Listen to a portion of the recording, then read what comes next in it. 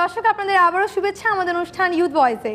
আমরা বিরতিতে যাওয়ার আগে যে আলোচনায় ছিলাম সেটি হচ্ছে যে ফ্যাশন ডিজাইনের উন্নয়নের উপর বিশ্ববিদ্যালয়গুলোর করণীয়। আমরা এখন চলে যাবো আমাদের স্টুডেন্টদের কাছে এবং জানতে চাবো তাদের কি ওপিনিয়ন। আজকে যে ডিসকাশনটা হলো এর মধ্যে থেকে আপনারা কি মনে করছেন? জি ভাইয়া, আপনি। ধন্যবাদ।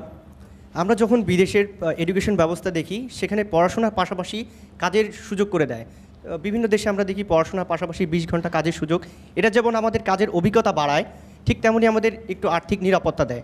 আমরা 4 বছর পরে যখন কাজ খুঁজতে যাই, তখন স্বাভাবিকভাবেই মালিকদের পক্ষ থেকে অভিজ্ঞতার একটি প্রশ্ন আসে। আমার মনে হয় যদি এটি স্টুডেন্ট লাইফে পড়াশোনার পাশাপাশি জব করা যায় as a part time job, আমার মনে হয় যে এটা অবশ্যই আমাদের অভিজ্ঞতাতে একটি ভালো কার্যকরী ভূমিকা লাগবে। ধন্যবাদ। জি, আমরা আরেকটা ওপিনিয়ন নিব। জি, আপনি ভাইয়া। ধন্যবাদ। আপু আর ভাইয়ার কাছে আবার অপিনিয়ন হচ্ছে এটা যে আমাদেরকে আমাদের ইউনিভার্সিটি থেকে খুব ভালো করে টেকনিক্যালি সাউন্ডভাবে শিক্ষিত করা হয় এবং আমাদেরকে যতটুকু সম্ভব ততটুকুই আমাদের টিচাররা দিয়ে দেওয়ার চেষ্টা করে।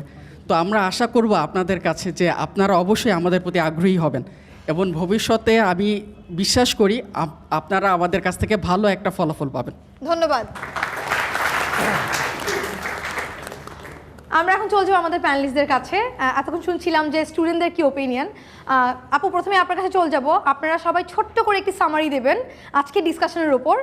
আপনারা একে একে আপনাদের সামারিটা শুনতে চাবো। প্রথমে আপু, আপনি। আচ্ছা, আমি যেহেতু এই ফ্যাশন ডিজাইন নিয়ে কাজটা করি, তো আমার কাছে খুব ভালো লাগে মনে হলে যে এখন জীবনের শুরুতেই অনেক ছেলে মেয়ে ডিসিশন নিতে পারে যে তারা বড় হয়ে এই ফ্যাশন ডিজাইনিংটাকেই জীবিকা হিসাবে গ্রহণ করতে পারবে। তো আমাদের দেশ সব দিক থেকে উন্নয়নশীল। আমরা দরিদ্র দেশ, সেই তুলনায় আমাদের যে কাজের যে অ্যাক্টিভিটিস এবং আমাদের যে বেড়ে ওঠা, সেই দুই দিক থেকেই বিবেচনা করে আমি ধন্যবাদ জানাই অবশ্যই প্রথমেই এই বিজিএমইর এই ইনস্টিটিউট যারা উদ্যোক্তা রয়েছেন তাদেরকে ধন্যবাদ জানাই যে এরকম ইনস্টিটিউশন করার ফলেই হয়তো এই যে এতগুলি ছেলে মেয়ে এখানে বসে আছে, আমরা যেটা জীবনের শুরুতে যে সুযোগ পাইনি, আমার সামনে যারা বসে আছে সবাই সেই সুযোগ পেয়েছে। আমরা যখন হায়ার এডুকেশনে গেছি তখন আমাদের দেশে কোথাও ফ্যাশন ডিজাইন পড়ার কোনো স্কোপ ছিল না। তো আমি আশা করব যে এই সুযোগগুলিকে যারা এই সুযোগটা গ্রহণ করছে তারা অনেক আনন্দের সঙ্গে গ্রহণ করবে এবং কৃতজ্ঞতার সাথে গ্রহণ করে এটিকে জীবনে কাজে লাগানোর চেষ্টা করবে। ধন্যবাদ। নেক্সট যাব স্যার আপনার কাছে। ধন্যবাদ। একটা জিনিস লক্ষণীয়, সেটা হচ্ছে যে আমরা কিন্তু প্রচারে সেইভাবে যাই না, কিন্তু আমাদের প্রচার হচ্ছে আমাদের যারা গ্র্যাজুয়েট, যারা বাজারে আসে তারা।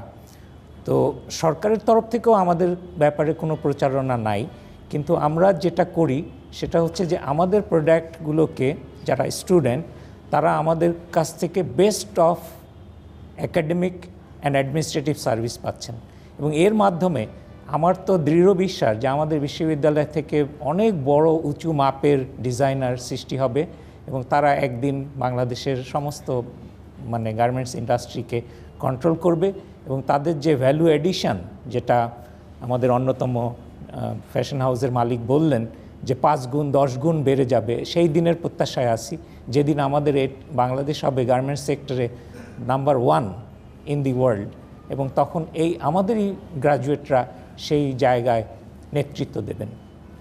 ধন্যবাদ। চলে যাবো শাহিন ভাই আপনার কাছে এবং জানতে চাবো আপনার সামারি। আজকের যে এই আয়োজনটা ভালো লেগেছে এই জন্য যে এই ধরনের আয়োজনে আমি এর আগে আসি নাই, যে স্টুডেন্টদের সাথে সরাসরি বিশেষ করে ফ্যাশন ডিজাইনারদের সাথে উদ্যোক্তা হিসেবে আমি একবার বাংলাদেশ ব্যাংক ইনস্টিটিউটে গিয়েছিলাম। সেইখানে আবার ছিল সব ব্যাংকার, কিন্তু নিজের প্রফেশনের সাথে এরকম একদম ডিজাইনারদের সাথে। শাহিন আপা যেটা বলছিলেন যে আমরা যখন হায়ার এডুকেশনে গেছি তখন কিন্তু আসলে এরকম ফ্যাশন ডিজাইনিং ছিল না। আমার সবসময় গভর্নমেন্টের বিভিন্ন লেভেলে একটা দাবি ছিল যে এখন মাত্র 2টা ইনস্টিটিউট ফ্যাশন ডিজাইনিং করাচ্ছে, শান্তা মরিয়ম এবং বিএফটি। তো বাংলাদেশের যেই পাবলিক ইউনিভার্সিটিগুলো আছে, like Dhaka university, Rajshahi university, ওই জায়গাগুলিতে যদি আসলে ফ্যাশন ডিজাইনিং পড়ানো হইতো তাহলে আরেকটু কম খরচে এবং সারা দেশের অনেক মেধাবী ছেলে আসলে ফ্যাশন ডিজাইনিংয়ে আসতে পারতো, ঠিক আছে। এবং আপনারা জানেন যে ঢাকা ইউনিভার্সিটিতে বা এরকম পাবলিক ইউনিভার্সিটিগুলোতে পড়াশোনা করতে আসলে আলটিমেটলি যে বেতনটা সেটা এখনকার প্রেক্ষাপটে সেটা কোনো পর্যায়ে পড়ে না, মানে একদম বিনামূল্যে পড়ার মতোই। তো আর সবার তো আসলে অ্যাবিলিটিও থাকে না এরকম ইনস্টিটিউটগুলিতে পড়ানোর জন্য। তারপরেও আমি বলবো যে এখানে যারা আজকে উপস্থিত তারা নিশ্চয়ই বিজিএমের কাছে কৃতজ্ঞ থাকবে যে তারা এরকম একটা ব্যবস্থা করে দিয়েছে, এবং এটা বিজিএমের স্বার্থে হোক। কিন্তু বিষয়টি হচ্ছে যেভাবেই আমরা যেই কোনো উদ্যোগ নিয়ে থাকি না কেন সেটা তো আসলে রাষ্ট্রের উপকার হয়। এখানে যারা আজকে ডিজাইনার হবেন, ভবিষ্যতে বাংলাদেশে বড় ডিজাইন হবেন এবং বাংলাদেশকে একটা সম্মানের জায়গায় নিয়ে যাবেন, সেটা আলটিমেটলি কিন্তু টোটাল বাংলাদেশের জন্যই উপকার এবং বাংলাদেশকে আর্নিং করে দিবে। তো আমরা চাই যে আমরা বাংলাদেশকে ইন ফিউচার এমন একটা জায়গায় রিপ্রেজেন্ট করতে যে শুধু এরকম আরমানি, ক্যালভিন ক্লাইন ওদের নাম বলবে না, এইখান থেকে কারো একজনের নাম বলবে কোনোদিন। ধন্যবাদ। আমরা চলে যাবো আপনার কাছে। আমি একটা ছোট্ট কথা বলবো, সেটা হচ্ছে যে যখনই আমাদের দেশে ফ্যাশন ডিজাইনিংয়ের কথা আসে সবাই কম্পেয়ার করতে থাকে যে পাশের দেশ ইন্ডিয়াতে ডিজাইনিং এসব পড়ানো হচ্ছে, অমুক দেশে ওইগুলো পড়ানো হচ্ছে, কিন্তু কম্প্যারিজনটা তো ওভাবে করলে চলবে না। কারণ আমাদের ডিজাইনিং সেক্টর আমাদের দেশের কনটেক্সটে যেরকম দরকার আমাদের ইউনিভার্সিটি বিআইএফটি বা বিইউএফটি যেটা হয়েছে সেটা সেভাবেই তোমাদেরকে গড়ে তুলছে। তাই কম্প্যারিজনটা ওরকম করে না করে এভাবে করো যে ভাবো যে আমরা একটা ওয়ারিয়ার, ক্রিয়েটিভ ওয়ারিয়ার, যে কিনা আমাদের এই আরএমজি সেক্টরটার ভার আমাদের ঘাড়ে, আমাদেরকে এটা টেনে নিয়ে যেতে হবে। তো এটাই বলবো যে কম্প্যারিজনটা পজিটিভলি করো আর পজিটিভলি চিন্তা করো, এত ভয় পাওয়ার কিছু নাই। স্যার ফাইনালি চলে যাবো আপনার কাছে। আপনি সবচেয়ে সিনিয়র পার্সোনাল আজকে আমাদের সাথে উপস্থিত আছেন। স্যার আমাদের জন্য আপনার কি সাজেশন আছে? সবই তো ওয়েল সেড, কিন্তু একটা জিনিস আমি ওনাকে বলবো যে আমরা কিন্তু বিজিএমইএ, এটা কিন্তু বিজিএমের স্বার্থেই ইনস্টিটিউট সৃষ্টি হয় নাই, এটি দেশের স্বার্থে সৃষ্টি হয়েছে।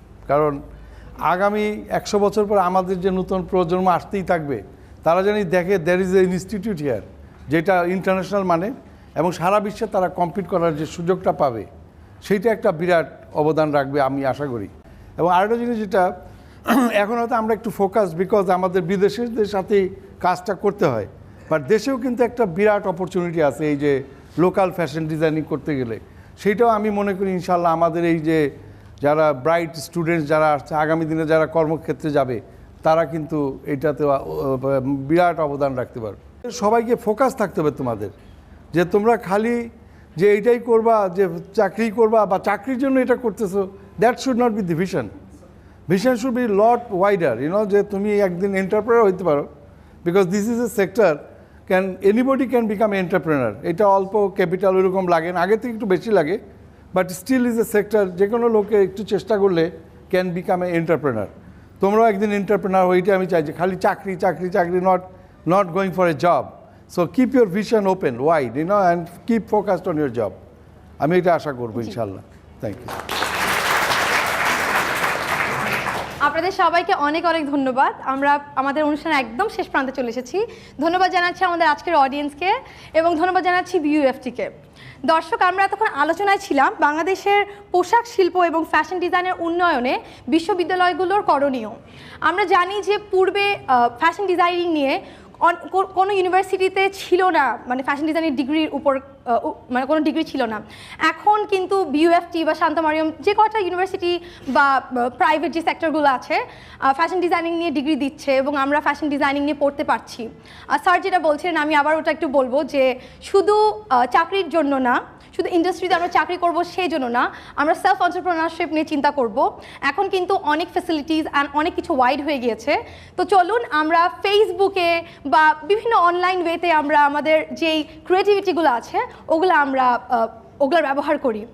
দর্শক, আমাদের প্রোগ্রাম ইউথ ভয়েস সম্পর্কে আপডেটেড থাকার জন্য আপনারা লগ ইন করুন আমাদের পেজে www.facebook.com/youthvoice.satv। দর্শক, আপনাদের সঙ্গে আবারও দেখা হবে আমাদের নেক্সট এপিসোডে, একই টাইমে একই দিনে, কিন্তু অন্য একটি বিষয় নিয়ে আমরা অন্য একটি ইউনিভার্সিটিতে আলোচনা করব। আপনারা ভালো থাকুন, আমাদের সঙ্গেই থাকুন।